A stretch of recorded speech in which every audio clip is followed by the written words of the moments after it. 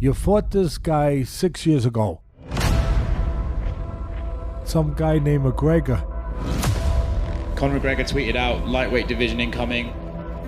The game is in for a shock once again.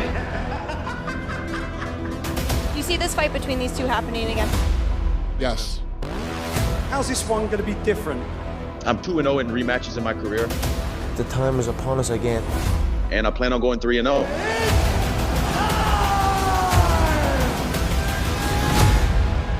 We'll go again.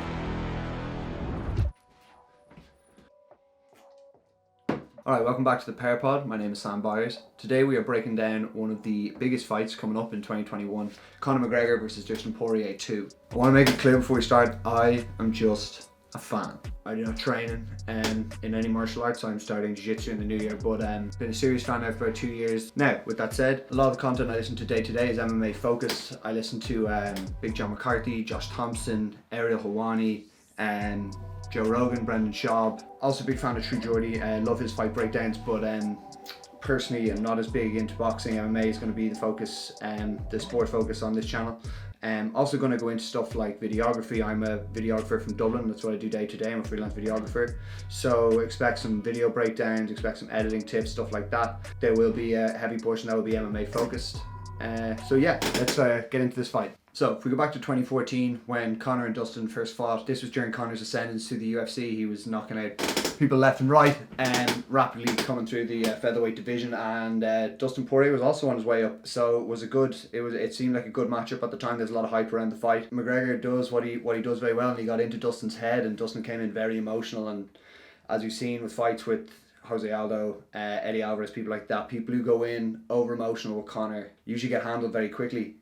They leave themselves overexposed, and Conor is one of the best counter punchers, if not the best counter puncher in the UFC right now. Now, with that said, Dustin's grown up since then. He acknowledges that he was over emotional going into that fight, and it showed. So I don't think it's going to be a factor this time around. Dustin's been in big fights. He fought Khabib in Abu Dhabi, which is a huge fight. He's fought for titles. He's won the interim titles. So I don't think he's going to come in over emotional. I also think Conor's going to handle this a lot like he handled the Cerrone build up. I think it's going to be very respectful. I think both guys are in different places now. I also don't think Conor really needs to sell the fight anymore. Those fights sell themselves now. We saw that with the Cerrone fight. These things sell anyway. So I don't think emotions are going to be an issue. I think it's going to come down to skills. Going into this fight, I think there's one word that sums up exactly what this fight's going to come down to, and that's damage. I think what we've seen from Dustin since he fought Conor last is definitely proof that he's fucking hard as nails. No doubt about that. Hard as nails has been in some wars with the two Alvarez fights, the Justin Gaethje fight, the Dan Hooker fight, the Max Holloway fight. These are wars, 5-round brutal wars back and forth. But when you're fighting Conor, you can't be exposed to that unless you're someone like Nate Diaz who can just zombie into those and just take those punches. We already know Poirier cannot take Conor's punches, even at 45, not at 55 at a mature Conor who's honed his skills for the last 6 years. Dustin can't take the kind of blows he takes in his other fights, and I think that's where the issue is going to lie. I think the first 2 rounds is going to be incredibly dangerous for Dustin. I think unless Dustin decides that he's going to wrestle and take it to the ground, I think he's going to struggle massively. We saw in the Cerrone fight, Conor comes out of the traps so fast. He comes out so fast, and Dustin's going to have to deal with that pace at the start. And I think unless Dustin, I don't think so. I don't think there's much Dustin can do if he wants to keep it on the feet, and I think he will. In every other fight, he stands and he trades. But I think if you're going to stand there and trade with Conor, unless you are Nate Diaz, you're gonna get your light shut off. Like now, if Dustin does decide to take it to the ground, which honestly a lot of people are saying that is a route for Dustin to take. If we look back at both Conor and Dustin's Khabib fights, when Dustin's case, when he fought Khabib, he had no answers on the ground and really just got dominated. You could hear him saying in the cage that he can't get him off him. And we saw the amount of damage he took, and then had one flurry where he caught Khabib a couple of times, but other than that, he got dominated from start to finish. While in the McGregor fight, while everyone was like, Conor's ground game is not going to be enough, he managed to stifle a lot of takedowns. When he went to the ground, managed to not take any much damage. Obviously, later in the fight, he got finished, but managed to win the 3rd round and take a round from Khabib, which I don't think maybe you could give Gaethje a round in their last fight, the first round, but other than that, I don't think anyone else has done that. So credit where credit's due. If Dustin does decide to go to the ground, we'll see what happens, but I don't see it happening. I think Dustin's going to be happy to stand and trade. I think he believes he can outbox Conor.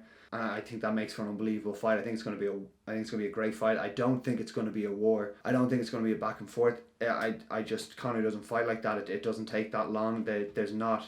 We don't see these fights where Conor's taking a huge amount of damage on the feet. I don't think it's always relevant to look back at common opponents about people have faced. Obviously styles are going to differ and styles make fights, but I think in this particular case, if we look at Conor's fight versus Eddie Alvarez versus Dustin's 2 fights with Eddie Alvarez, Conor went in there and through his counter-punching, like, made Eddie Alvarez look very amateur, which he is not. Eddie Alvarez beat Dos Anjos to win the title, and like that, it's credit to Conor to make Eddie look that amateur.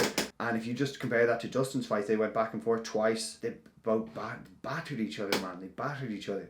So I just think all these examples, I know people are going to say it's not always relevant, but I don't see anyone in the lightweight division that is going to beat Conor in stand-up. If pure stand-up back and forth trading, I don't see anyone who's going to be able to do it. I actually watched the interviews on the Mac Life that just came out. I'll link those below. They're actually really good interviews. And I know it's Conor's channel and that the guys are going to say what they want to say, but I genuinely trust what John Kavanagh says, Owen Roddy says, and particularly John. I don't think he bullshits a lot. I think he's quite genuine what's going on. But one of the commonalities that both guys said is the shape that Conor's in, and the fact pretty much since the Cerrone fight in the year before, Conor's been training. And you can see that in the way he came out of the Cerrone fight. I know it was so short, but the way he came out and landing 19 out of 20 strikes and technically landing the 20th strike that landed on his shoulder, so whatever, it didn't technically land in the head, but still 19 out of 20 with a head kick, with those shoulder strikes, with his work in the clinch. He showed off a lot of skills in a short period of time and put Cerrone away. And I know Cerrone openly admits to like the pressure he felt and not being there on the 9, stuff like that, but you can't take away what Conor did. And I think with the amount that Poirier gets hit and the way that Conor starts and he's going to come out that hard, I just don't see Poirier being able to absorb those shots, man. I genuinely don't. One thing I think Poirier could do that a lot of fighters haven't done, which is interesting because of Conor's stance. Connor's wide karate stance that he takes that allows him to kind of pop in and out like that, but it leaves him exposed for leg kicks that no one really has actually ever exposed. I know Aldo would have done if he hadn't been fucking chained in 13 seconds and gone to bed. He kicks like a fucking mule, man, and he would have fucking hit those legs, I'm sure of it. And no one's really ever worked Conor's legs like that and really started to attack those legs. I know Gaethje would, if they fought Gaethje, fucking like he did to Khabib, would start drilling those legs. And I think this is something Poirier could do. It'll help to kind of keep distance when he can, but still, for every one of those kicks, Conor's going to be countering, he's going to be coming in and out, and it leaves openings and leaves you exposed. But I guess it's about risk management and putting yourself in the best positions to get results. I think Poirier wants to get this in close. I think he wants to work at the clinch. I think he wants to work on the ground. I think stand up, I don't see him beating Conor at any element of stand up. So I think getting it in close, working at the clinch, working his wrestling, I think that's the road he goes down. Whether he chooses to do that or not, I don't know. And I think it makes for a very interesting fight if he doesn't. So I'm excited. Genuinely, I'm excited either way. I'm actually delighted for Dustin that he's going to get a serious McGregor payday, and he's genuinely earned it. I know he made money off the Khabib fight, but this is just desserts for him. He deserves it, but I don't see it going long, and I see Conor getting it done in 2 by KO or TKO. Going on then into 2021 and what that means for the rest of the division, you've got Michael Chandler and Justin Gaethje who are hopefully going to fight, which is a fucking quality fight. That's going to be brilliant. That's a very interesting fight. 2 very similar fighters with wrestling pedigrees. Also, we'll do it in the stand-up. Michael Chandler coming over from Bellator was the poster boy of Bellator and now has come over to the UFC. So I think that's a good fight. I think it could go either way. And I think then it's either, depending on what Khabib says, I think he's meeting with Dana, who's the president of the UFC. I think he's meeting with him in January. So depending on how that conversation goes, there's potentially this Conor and Dustin fight could be for an interim title or a title. I wouldn't put it past Dana to kind of drop that 2 weeks out from the fight to kind of get some hype around it. And if that happens, then even for an interim title, I think then you give the winner of Chandler and Gaethje the winner of Poirier and McGregor, and I think, or else Khabib defends his title against one of them. But I think the lightweight division in general in 2021 is going to be interesting. I think with what Charles Oliveira did coming up, he's going to be like, he's a tough fight for anyone up there, especially with his jiu-jitsu and with his wrestling. So, and his striking, man, jeez, he's good. I don't see Khabib fighting more than one more time to get to 30-0, which means we're probably going to have a new champion at some point. I think financially it makes sense for the UFC if it's Conor, so I think Dana's going to give him every opportunity to win the belt. So whether that's that's the Poirier fight is turned into a 5-rounder for a belt, or the winner of those two fights go on to fight each other. I think we will get a new champion in 2021, which is exciting. I think it's good for the division. Obviously, Khabib is will go down as one of the most dominant lightweight champions ever, 30-0 if he comes back and fights again. So yeah, it's exciting stuff for 2021. I want to do more of these kind of MMA breakdowns. You guys like this. Was thinking of doing like a 5 fights I want to see in 2021 video. We kind of break down just up and coming ones that I want to see. I think that could be good. But yeah, if you'd leave a comment down below and kind of ask what you want, I'll get to it. I want to do more of these videos. I'm also going to do some more kind of video editing videos as well. I'll put those on there. But anything you want to see, put it down below. I appreciate it. Obviously, this is my first YouTube video. Want to do more of these during fucking lockdown. But yeah, I really appreciate you guys watching this. Hopefully you enjoyed it. I'm going to look to pump more of these out, man. I've nothing else to do. I'm sitting in here. So I'm going to try and pump out some more videos, see how they come out. So your feedback is always welcome. Try to keep it constructive if possible. 2020 was a tough year. A lot of lockdown, a lot of sitting in this office, painting this office, getting it where I want it to be, working in here. I've wanted to start a YouTube channel for a while. Big fan of the space, watch a lot of channels, consume a lot of YouTube, and struggled for a while to kind of figure out what my lane was, or what my video was going to be. So I love MMA. It's the only sport that I watch. It's a lot of the content I consume day to day is MMA, so I definitely want that to be an element of this channel. I want to break down MMA videos.